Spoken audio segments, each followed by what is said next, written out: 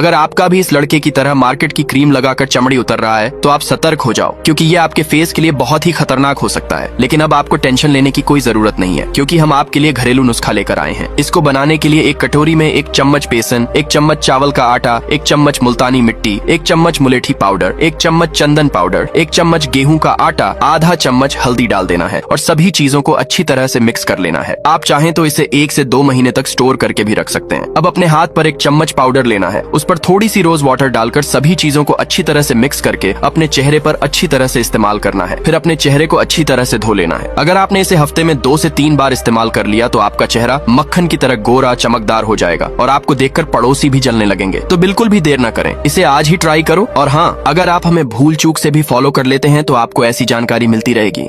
आपके चेहरे की चमड़ी उतर रही है, मांस उतर रहा है, या चेहरे पर दाग धब्बे फिंसी फोड़े बने हुए हैं, चेहरे पर सुर्खी माइल बनी हुई है, छाइयाँ बनी हुई हैं, तो ये नुस्खा आप लोगों के लिए बहुत मुफीद है। ख़ासकर मेरी बहनें जो मुख्तलिफ़ किस्म की केमिकल वाली क्रीम इस्तेमाल करती हैं और उनकी चेहरे पर, जिल्द पर साइड इफ़ेक्ट हो जाते हैं, वो इस हर्बल रेमेडी को ज़रूर इस्तेमाल करें और रिज़ल्ट आप खुद देखेंगी।